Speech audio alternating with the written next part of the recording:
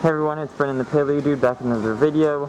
Today we're at Toys R Us. They've got the big banner still up from the first movie, Fallen Kingdom, and they've got the usual $45 set here with the with Ellie and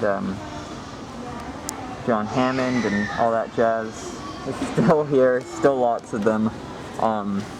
They've also got the Savage Strike figures, and they have the human figures on sale for $6 or $7. They're pretty cheap.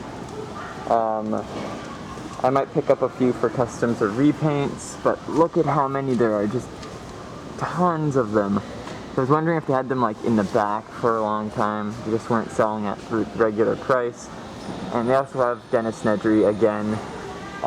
Over here, they usually have the Snap Squads. Whoa, for $9? They used to be around like $7. I don't know why the price went up. So anyways, hope you guys enjoyed this video, and I'll see you all in the next one. Bye-bye.